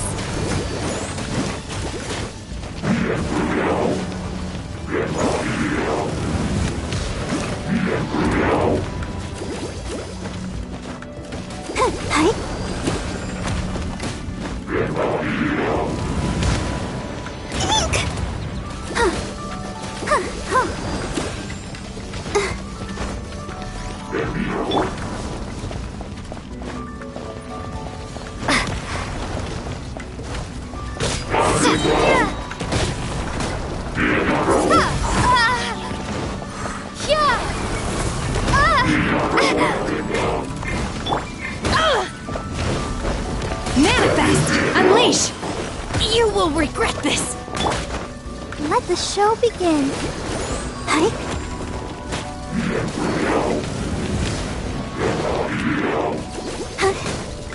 Go, Barbara, go!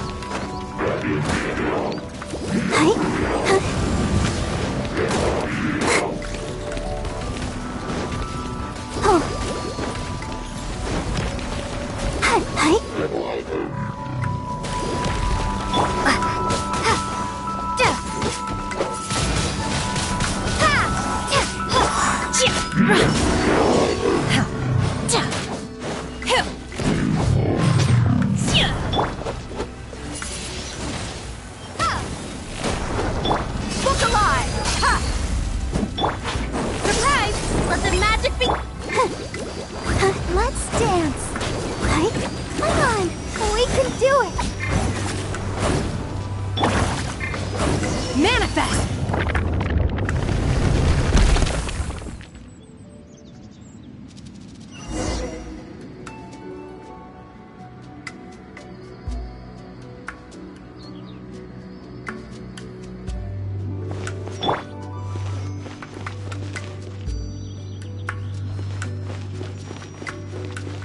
Let the show begin.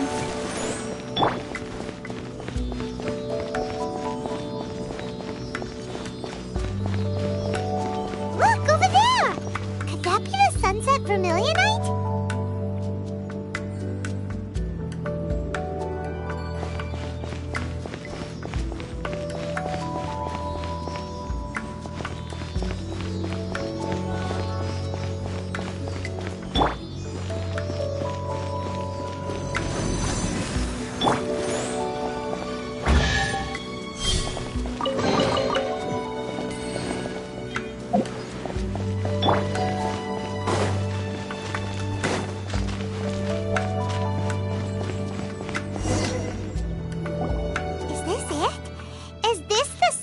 Vermilionite? It's so huge!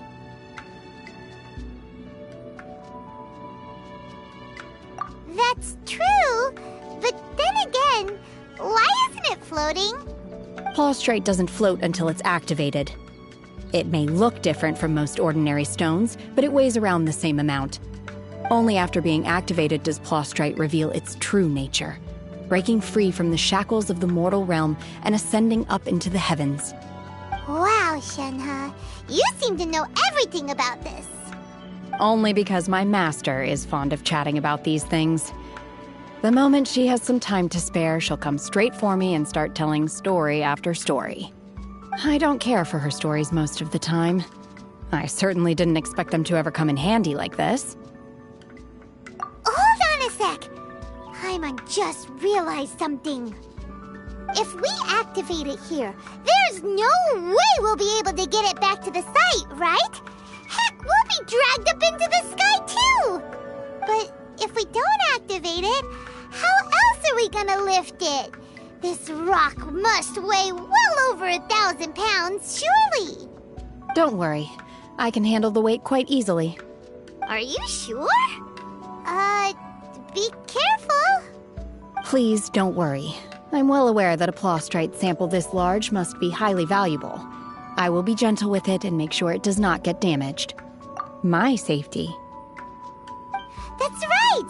Paimon's sure you can handle it and everything, but if something this heavy lands on you, you're gonna get yourself hurt, no matter who you are. You gotta be extra careful when lifting heavy objects. It's just common sense! Is it now? Well then, thank you. I'll go on ahead with the plaustrite. Let's meet at the building site later. How is Shenhe able to carry that huge rock all by herself? Adepti super strength much? We can't slow down yet.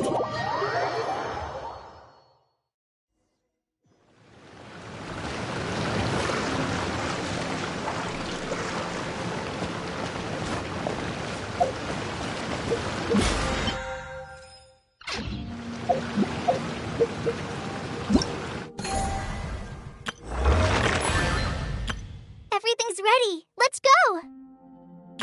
Wow! I can join the team?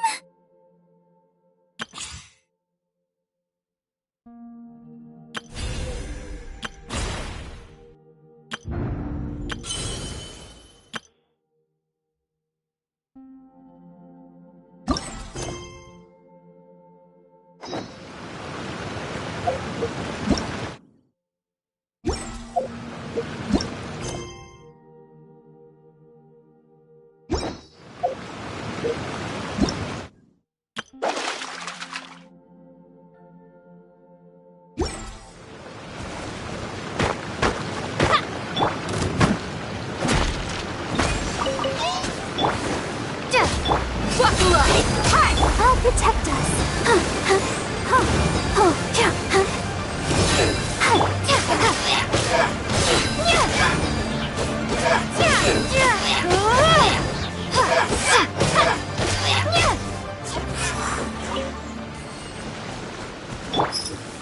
Let's get it on!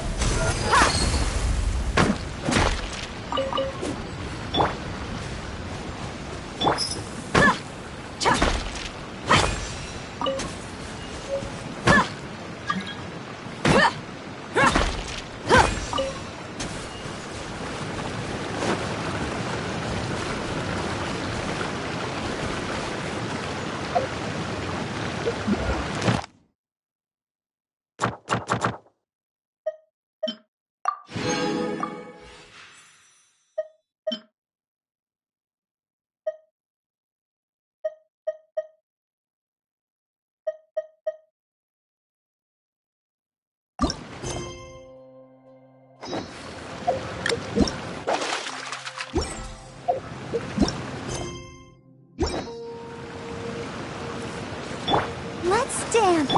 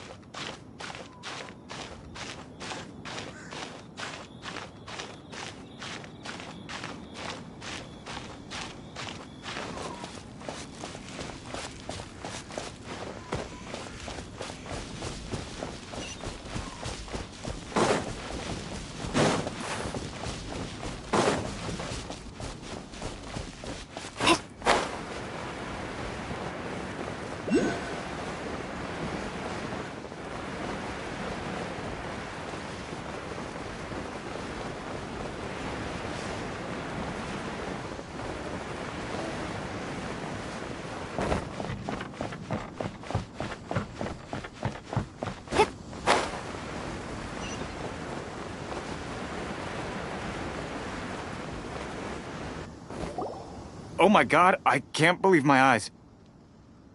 How can she lift that massive rock all by herself? She's gotta be one of those Adepti, surely. Oh, mighty Adeptus, please give me your blessing so that in the coming year I may reap a more bountiful salary. This is top tier in size and quality, and the condition it's in is quite simply immaculate. Congratulations, this item is approved for submission. I'm going to award you full marks for the Sunset Vermilionite item. May I take your name? My name isn't important. I'm not even here to compete. I was just delivering this for some other people. They should be here any minute now. Shenhua, and Ningguang's little helper. Ah, so you're the ones behind this. No wonder. The rarest talent turns in the rarest Plostrite specimen. But I have to correct you on one point. It's not helper, it's secretary. Okay then, Miss Secretary, what do you think of the rock we found? Pretty amazing, right? In truth, it is the finest piece of Plostrite we have received so far. If everything goes according to plan, we will use this piece in the foundation of the Jade Chamber, which will enable us to proceed to the next stage of construction. As a side note, Lady Ningguang has rented some dwellings in the nearby area to serve as accommodations for the contestants. If you need a place to rest, you are welcome to stay there. Now, please excuse me. As you can see, there is still a lot of work to do on the building site. Shenhua, just now on the way over, pretty much everyone was singing your praises. Oh, really? What kind of reaction is that? So strange. Aren't you happy about it? Whenever Paimon gets praised, Paimon can't help but hold their head up high and break into a big smug smile. I've had similar compliments before. They call me an Adeptus, treat me with great deference and respect, as if I'm set apart from the common folk. Yeah, 'cause that's how Adepti are. At least the ones we've met are pretty unique and reclusive, too. Way different than normal people. But I am not... Shenhua? I'm fine. I've been exerting myself quite a lot ever since we set foot in that abode. I'm just a little fatigued. Well, Byron said that there are some makeshift hotels we can use, right? Let's go check in and take a rest. No need. I simply need to find myself a secluded place in the wilderness to sit and meditate in silence. You can't do that. It's dangerous out in the wild on your own. When you're hungry, you go eat something tasty. And when you're tired, you go lie down in a nice, comfy bed. All right? Seriously, don't punish yourself like this. Okay. If you insist. Great! Now we're talking. Let's head to our hotel.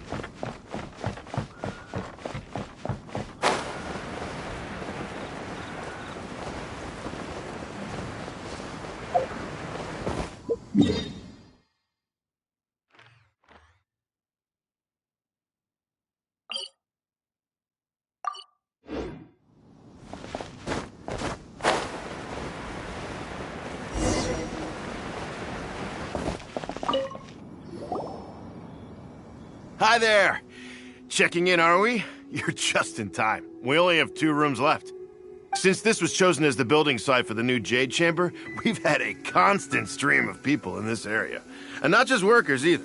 Visitors, business people, tea sellers, all sorts.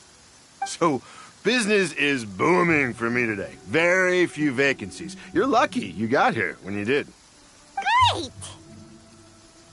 One of your rooms is still being cleaned. I guess it should be ready within the hour. The other room is just through the door on the left. Here are your keys. All right. Hope you enjoy your stay. Please excuse me, I'll leave you to it. Shenhe, you should go get some rest. We'll hang around outside until the other room's ready. Paimon's gonna go see if there's anything good to eat around here. Paimon couldn't help but notice one of the guests walk in with a huge grilled chicken drumstick before. Let's buy one for Shenhe too. She can have it as a midnight snack. Or save it for breakfast tomorrow. All right. I will head to my room for now. If you need anything, don't hesitate to disturb me. I'm a light sleeper. I will hear if you knock on the door. See you tomorrow.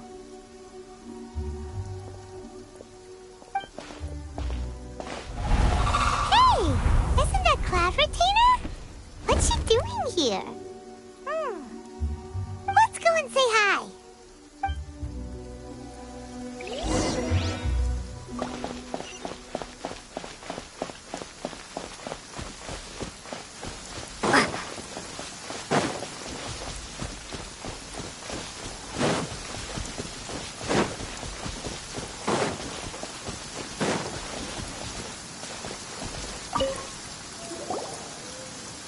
One trusts you have met Shenhe.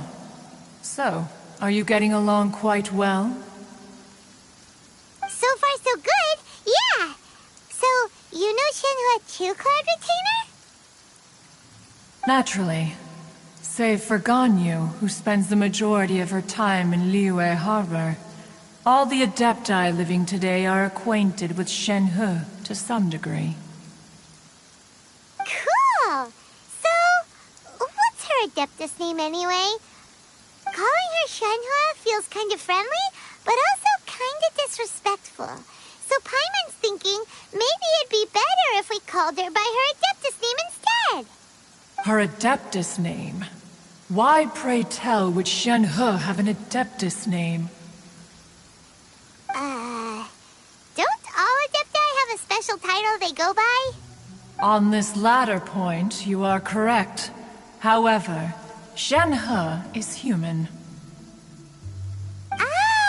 Oh, right. Wait, what? What? You knew already? So is Paimon the only one who didn't know? Do you mean to say that she presents differently from ordinary human beings? Well, to start with, her problem-solving methods are extremely direct. Ah, yes. She was like this all those years ago when one first met her. In this respect, she has not changed. One first found Shenhe by chance in a cave. One was passing by and sensed the presence of a god's remains. Being of an ever-vigilant disposition, one entered immediately to inspect the scene. Inside was Shenhe, then aged around 6 years old. In her hand, she held a dagger with which she was confronting a monster that was the god's remains incarnate. That sounds so dangerous. When one arrived, she had already been locked in confrontation with this monster for several days. Most mortal children are fragile, both physically and mentally, and are highly reliant on their parents for survival, but not so her. That she was able to endure such terrible danger was due not only to her strong willpower, but also to the bloodlust and homicidal instinct with which she was born. One dealt with the monster, yet she still refused to lower her guard. She even pointed her dagger in one's direction and remained ready to strike. Only after she was satisfied that one had no intention to cause her harm did she finally relent. She then passed out without uttering a single word. In other words, if you hadn't passed by that day, Shenhe might have... Not necessarily. Upon one's arrival, one could sense that the god's wrath was gradually receding. Even had the stalemate continued, one suspects that Shenhe may have still emerged the victor of the confrontation. That's still so dangerous, though. Why was a tiny little kid battling against the wrath of a god in the first place? Alas, the mortal world is rife with suffering of every kind. And she had experienced her fair share of this, even at a tender age. Seeing that she was homeless, one decided to adopt her.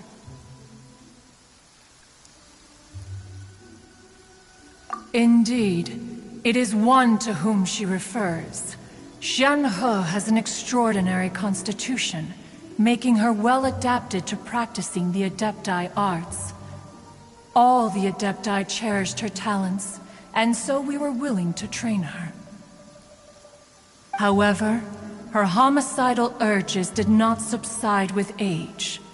Rather, they grew stronger day by day. Mooncarver once performed a divination for her. He declared that her fate is to bear the curse of calamity. Consumed by malevolent energy, she is prone to bring harm to those around her. Such is the magnitude of the danger this poses, that her soul must be bound with red ropes to keep her homicidal instinct at bay. The red ropes have indeed served to keep her calmer and more content. They also seem to have rendered her somewhat inexpressive. Perhaps the red ropes are so powerful that they have suppressed some of her other emotions as well.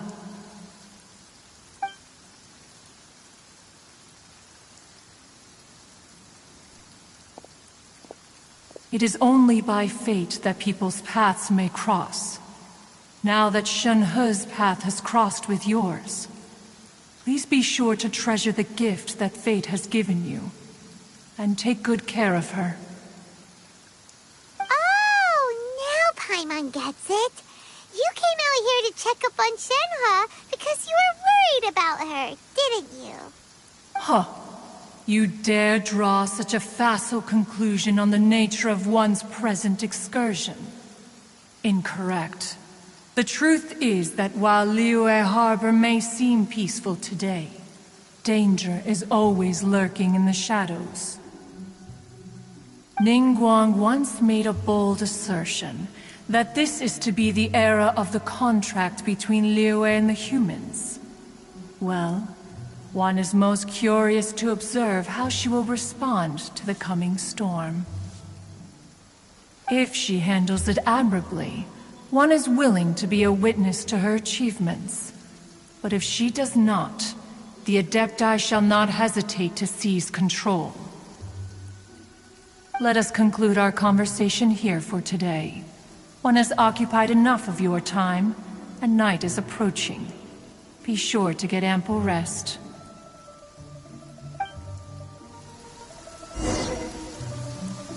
So, Shenhe isn't an Adeptus after all. She just grew up around the Adepti. Oh, no wonder she doesn't like being treated as an Adeptus. Having everyone falling over themselves to show their respect all the time must be kinda hard to deal with.